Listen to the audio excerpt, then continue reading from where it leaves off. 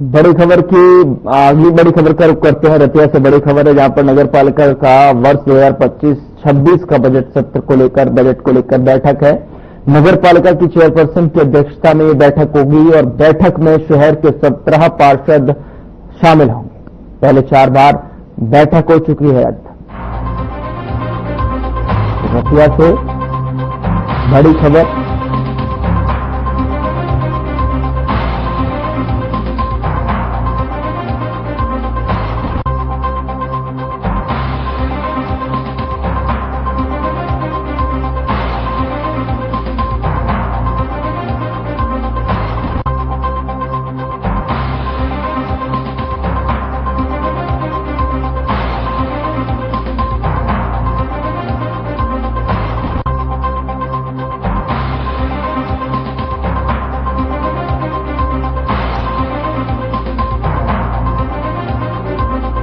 रतिया से इस वक्त की बड़ी खबर आप तक पहुंचा रहे हैं, जहां पर नगर पालिका का वर्ष 2025-26 का बजट को लेकर नगर पालिका की चेयरपर्सन की अध्यक्षता में ये बैठक और बैठक में शहर के 17 पार्षद शामिल होंगे। 4 बार बैठक रद्द हो चुकी है पहले।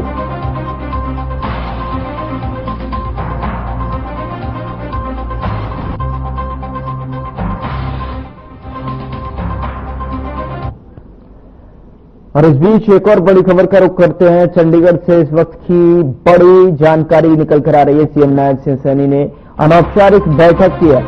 विधायकों और मंत्रियों के साथ अनौपचारिक बैठक संत कबीर कुटीर आवास पर यह बैठक हुई।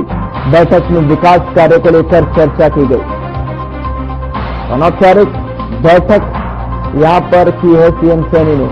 बड़ी जानकारी, सीएम नायब सिंह सैनी ने अनौपचारिक बैठक विधायकों और मंत्रियों के साथ ये बैठक की है। संत कबीर कुटीर आवास पर यह बैठक हुई है। बैठक में विकास कार्य को लेकर चर्चा की गई है। बड़ी जानकारी आप तक पहुंचा रहे हैं।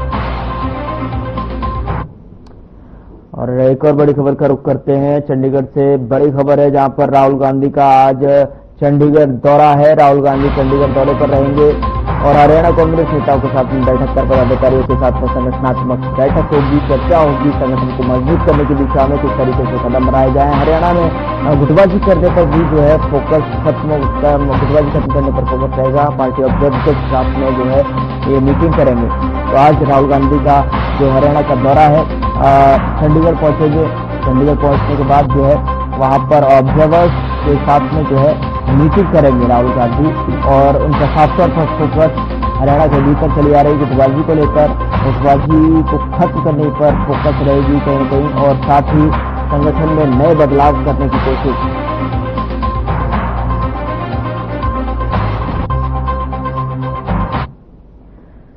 चंडीगढ़ से बड़ी खबर और बड़ी जानकारी अब तक पहुंचा देते हैं। सीईटी सर्टिफिकेट में कथित तौर पर देरी का मामला। तो यहां पर सीईटी परीक्षा को लेकर जो है सर्टिफिकेट में कथित तौर का लेकर देरी का मामला है। सीएम नायब सैनी ने मीडिया रिपोर्ट को झूठा बताया है। ओएससी और डीएससी सर्टिफिकेट को लेकर भी स्पष्टता। तो ओएससी डीएससी के समयबद्ध आधार पर बन रहे हैं सर्टिफिकेट। लाभार्थियों को प्राथमिकता के आधार पर सर्टिफिकेट देना उद्देश्य है। 28 मई से 3 अप्रैल तक बनाए गए 1,17,778 सर्टिफिकेट। सीएम नायब सिंह सैनी ने विभागीय अधिकारियों को निर्देश दिए हैं। बड़ी जानकारी आप तक पहुंचा रहे हैं। सचिव को जो है कमीशन की रिपोर्ट के लागू करने के सख्त जो है तत्काल कदम उठाने के भी निर्देश दे दिए गए हैं। 5 विभागों में पायलट आधार पर सिफारिशें लागू की जाएंगी। शुरुआत में हरियाणा जन स्वास्थ्य अभियांत्रिकी, सिंचाई, खान एवं भूविज्ञान, बागवानी और शहरी स्थानीय निकायों में योजना लागू होगी। कमीशन ने सरकार के 21 विभागों में जो है मौजूदा 1,04,980 पदों के मुकाबले 1,05,832 पदों को मंजूरी सिफारिश की है।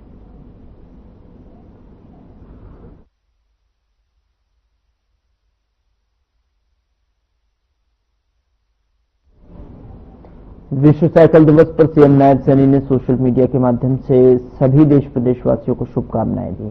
दरअसल आपको बता दें कि सीएम सैनी ने लिखा कि साइकिल न केवल सफर करने का साधन है, बल्कि स्वस्थ शरीर और पर्यावरण संरक्षण का भी प्रतीक भी है। आइए आज के इस विशेष अवसर पर साइकिल को अपनी जीवन शैली का हिस्सा बनाने का संकल्प लें।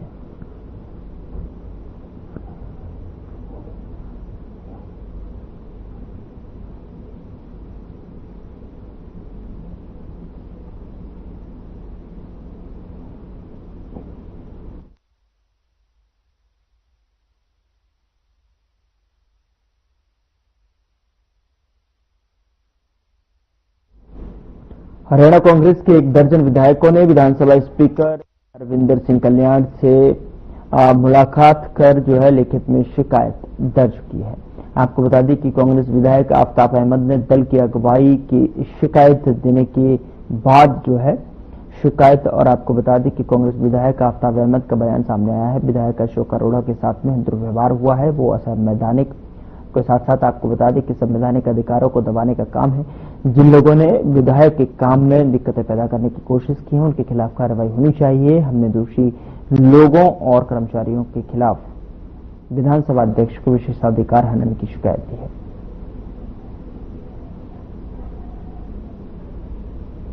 हमने जो हमारे माननीय विधायक और बहुत ही सीनियर नेता प्रदेश के श्री अशोक अरोड़ा जी के साथ जो व्यवहार और जिस तरीके से एक सरकारी मीटिंग में भाग लेते हुए जो उनके साथ आचरण किया गया, जो उनके संवैधानिक जो उनका अधिकार है उसको जिस तरीके से मीटिंग में उसको दबाने की कोशिश करी गई, आज हमने माननीय स्पीकर महोदय से समय लेके कांग्रेस के 12 के करीब विधायकों ने आज माननीय स्पीकर महोदय से मुलाकात करी है। और उन्होंने जो दुर्व्यवहार मेरे साथ किया वो आप सबने वीडियो में देखा, मैं दोबारा दोहराने की जरूरत नहीं। तो मैंने तो स्पीकर साहब से यही कहा है कि अगर हम लोगों के अधिकारों के लिए वहां जाते हैं, लोगों की लड़ाई लड़ते हैं, और वहां अधिकारों की लड़ाई लड़ते समय अगर हमारे कोई लोग इस प्रकार से दुर्व्यवहार करेंगे, हमारे को गालियां देंगे, हमारे ऊपर हाथ उठाने का प्रयास करेंगे, तो अगर इनके ऊपर कोई कार्रवाई आप नहीं करोगे तो फिर हम जो अपनी लोगों की अधिकारों की रक्षा नहीं कर पाते तो फिर हमें एमएलए बन रहने का भी कोई अधिकार नहीं।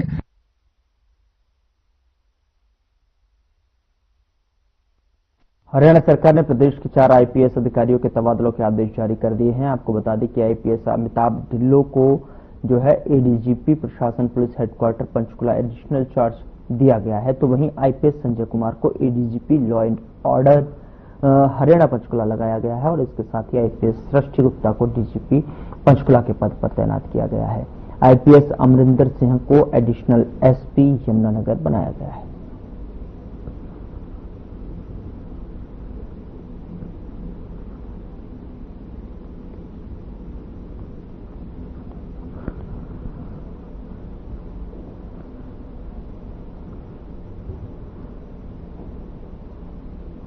फरीदाबाद की न्यू राजीव कॉलोनी में सोमवार को 2 बहनों के साथ पड़ोसी परिवार द्वारा बर्बरता का मामला सामने आया है। मामूली सी कहासुनी को लेकर पड़ोसी परिवार ने इकट्ठा होकर पड़ोसियों के घर में घुसकर 2 बेटियों के साथ पहले तो जमकर मारपीट की और उसके बाद 2 में से एक युवती के जो है कपड़े फाड़ दिए। इतना ही नहीं, कपड़े फाड़ने के बाद निर्वस्त्र अवस्था में ही युवती और उसकी बहन के साथ में पिटाई करते रहे। कॉलोनी निवासी शोर सुनकर जो है इकट्ठा हो गए और युवती को बचाने के लगे, और लेकिन लाठी डंडे से जो है आरोपी परिवार ने सभी पर हमला करना शुरू कर दिया। बीच बचाव करते हुए कुछ पड़ोसी भी चपेट में आ गए थे। हालांकि दोनों बहनों की हालत गंभीर है, जिन्हें ऊपरी चोटों के अलावा अंदरूनी चोटें भी आई।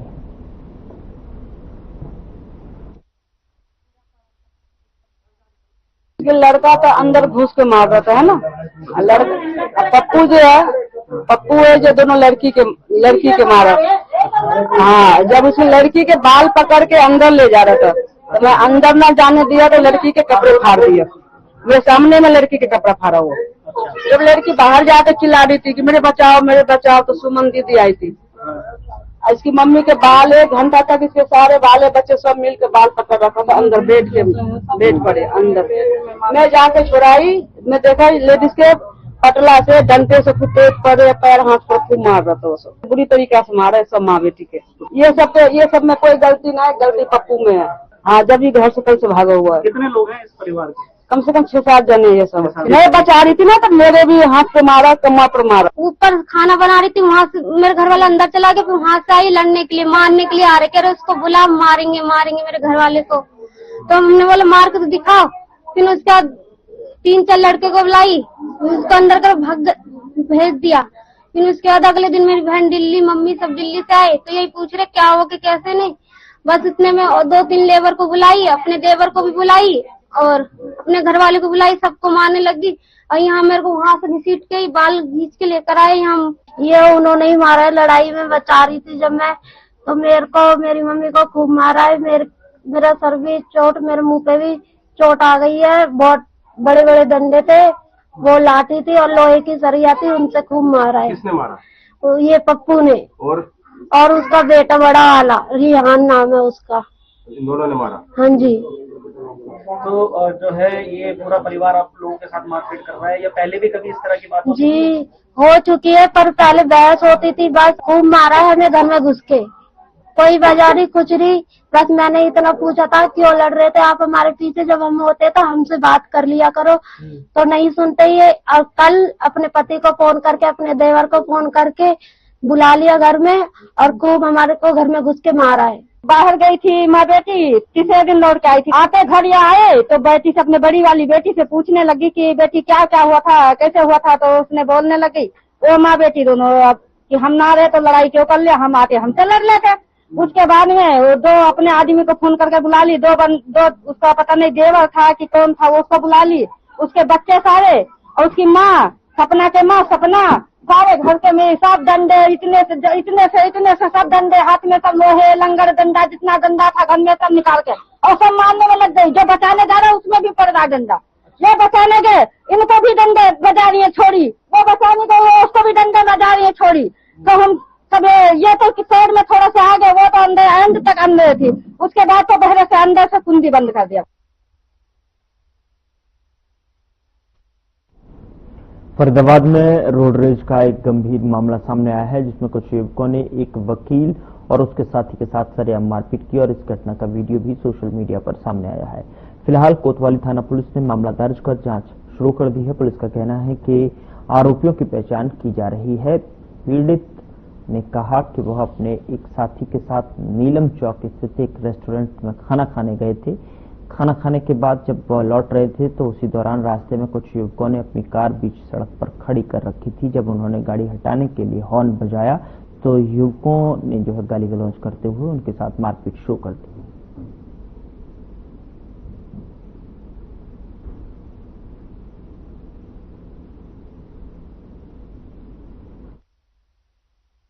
खबर जींद से है, जहां पर बीते 27 मई की रात को बाइक सवार 2 युवकों ने बरसोला में फैक्ट्री संचालक से 50 लाख की फिरौती मांगी और फैक्ट्री के बाहर फायरिंग करके भाग निकले। और वहीं सूचना मिलते ही एसपी कुलदीप सिन्हा के निर्देश पर सीआईए पुलिस आरोपियों की धरपकड़ के लिए छापेमारी कर रही थी। बता दें कि मंगलवार दोपहर 2 को जो है सीआईए पुलिस और बदमाशों के बीच में मुठभेड़ हो गई। मुठभेड़ में 2 बदमाशों के पैर में गोली लग गई और जिसके बाद पुलिस बदमाशों के इलाज के लिए अस्पताल ले गई।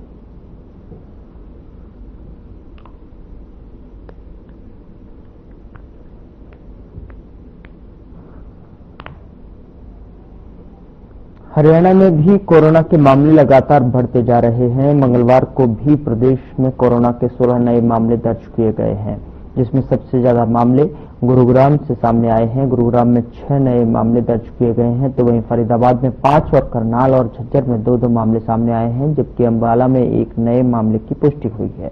इसी के साथ जो है 425 लोगों के कोरोना सैंपल जो है कलेक्ट किए गए हैं। बात अगर एक्टिव मरीजों की करें तो प्रदेश में इस वक्त 51 एक्टिव मरीज हैं। इलाज के बाद 9 लोगों को स्वस्थ घोषित किया गया है। अभी तक हरियाणा में कोरोना के कुल 86 मामले सामने आ चुके हैं।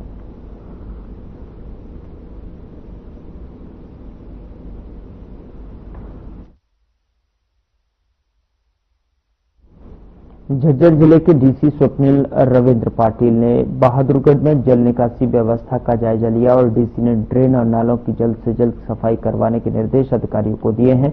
इतना ही नहीं, डीसी ने शहर की सफाई व्यवस्था दुरुस्त करने के लिए भी अधिकारियों को जो ड्यूटी है लगाई है।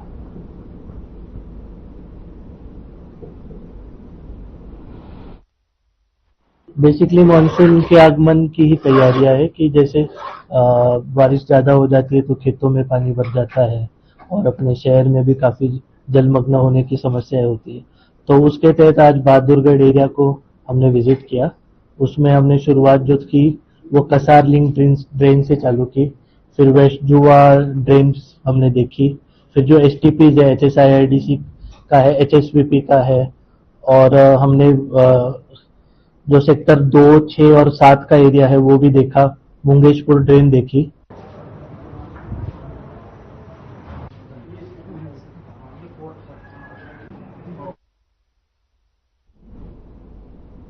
तो डीसी ने जल निकासी का जायजा लिया है, ड्रेन और नालों की जल्द सफाई के निर्देश दिए गए हैं।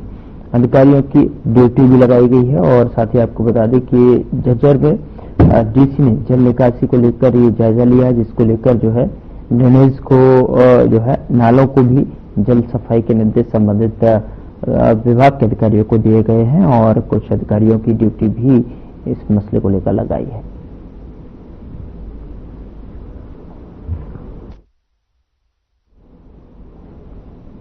फिलहाल बुलेटिन में मेरे साथ इतना ही, लेकिन अब वक्त हो चला है डॉक्टर राकेश गुप्ता के साथ हमारे खास कार्यक्रम प्लस माइनस का।